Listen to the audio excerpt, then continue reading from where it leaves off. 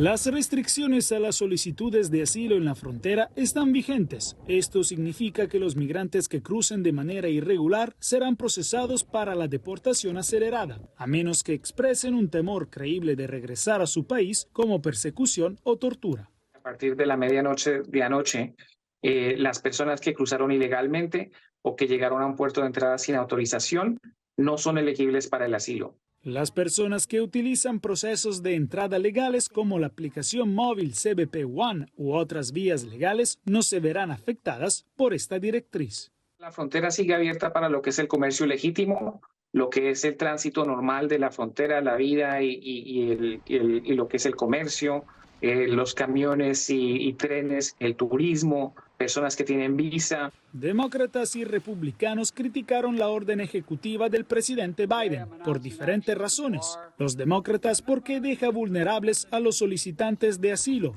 y los republicanos por no haberlo hecho antes. Hoy hace 126 días Joe Biden dijo, he hecho todo lo que puedo. Se le preguntó por qué no utilizaría su amplia autoridad ejecutiva para abordar la catástrofe fronteriza que él mismo creó. Miró a las cámaras y dijo, no tengo opciones. Me acompaña Camilo Loré de Mola, director de noticias de Mega TV, y te quiero preguntar, ¿por qué tan tarde esta decisión? Por las elecciones. Evidentemente es un fenómeno electivo, puramente.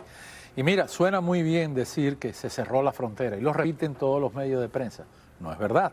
Se cerró. No, se complicó el paso por la frontera. Es verdad que se complicó y es verdad que va a tener un resultado en la cantidad de personas que pasan. Eso es verdad.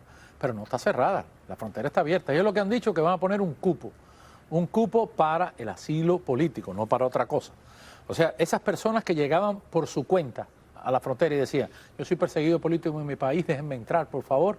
Bueno, esas personas, si no vienen y piden la cita con el CBP One, el turno, como se dice en buen cubano, claro, no los van a dejar pasar. O si logran pasar ese mismo día, la autoridad le dice, hey, para México. Ellos dicen que esto va a representar un bajón considerable, pero el problema es cómo lo llevas a la práctica. Primero, ¿cómo tú sabes que ese número se llegó? No hay un tipo con un contador, ¿cuántos ilegales tú tienes? ¿Cuántos? O sea, eso va a ser más o menos a ojo de buen cubero, o el tipo que hable directamente con un funcionario. Esa inmediatez es muy difícil. ¿Qué quiere decir? Que ellos van a funcionar, que es lo que debe ser, los primeros 3, 4 días del mes y después van a cerrar. Y abrirán otro después, al final, 3 otros 4 días para volver a pasar. Pero aquí hay un problema fundamental. A los que devuelven, ¿a dónde los devuelven? A México. Y el presidente mexicano, Andrés Manuel López Obrador, ya dijo, me parece muy bien que pongan sus límites, pero a mí no me manden esa gente para acá. Si son cubanos, mándenlos a Cuba, ustedes mismos que tienen más dinero que yo. Si son venezolanos, mándenlos a Venezuela. Claro, y ahora hay una nueva presidencia. Sí, que detrás de todo esto está Obrador, pero bueno, vamos a pensar que es la misma línea política. Es la misma línea política. El problema es que México se está comprando un gran problema porque si antes ellos respiraban, porque todo el que entraba por ahí lo que hacía era seguir hacia los Estados Unidos, ahora no solo se va a estancar en México, sino que le van a devolver muchísima gente y esto crea lo que en buen cubano se llama una cabeza de caballo. Seguro. Porque tienen que ver cómo se soluciona. Entonces, el problema de la frontera, ¿realmente alguien puede resolver la frontera con una medida así inmediata? Nadie. Yo pienso que no. Ni siquiera una nueva administración. La crisis en la frontera es tan grave, de tantos años y en una extensión tan grande que es imposible que una ley a corto plazo resuelva la situación. ¿Y qué tú piensas que puede pasar entonces ahora? ¿Vamos a continuar cuánto tiempo más en esta situación? Porque bueno, esto es algo que no va a terminar nunca. No va a terminar nunca. En las condiciones actuales no hay un viso de que pueda cambiarse esa situación. Lamentablemente, cuando hemos estado en la frontera, cuando tú llegas a la parte mexicana de la frontera... Sí, tú estuviste allá haciendo unos reportajes muy buenos. Sí. Cuando tú llegas a la parte mexicana, Teresa, ahí no hay ningún control, nadie se preocupa de quién llega, quién no llega. O sea, yo, que soy ciudadano americano, que no tengo, yo pasé para allá y para acá 3 veces y nadie se dio cuenta, nadie se enteró. Se enteraron en la Mega cuando sacamos los reportajes. El desorden allí es total a partir del otro lado. Y la otra cosa es tan grande, pero tan grande la frontera, que es imposible que tú puedas poner un soldado al lado del otro para que chequeen. No se puede controlar. Es muy difícil. Mira, ellos han puesto la cerca que empezó a construir Trump, que lamentablemente es solo un pedazo. Y delante de esas cercas pusieron unas espirales de alambres de púa inmensos. Bueno, esos alambres de púa atrás tenían la Guardia Nacional. Yo vi cada mañana que estuve allí cómo los guardias de la Guardia Nacional tenían que venir a reparar esos alambres de púa, porque venían por la noche y cortaban, y a riesgo de arañarse, de destrozarse, ¡qué horror! de quedarse enganchados, entraban por esos agujeros que hacían. Y entonces eso, que es una medida eficiente en cualquier lugar, cuando usted viene tan desesperado por llegar a los Estados Unidos, no lo para ni el serpentín ese de alambre. ¿Y por qué no tenemos una inmigración controlada, legal? ¿Eso tampoco se puede lograr?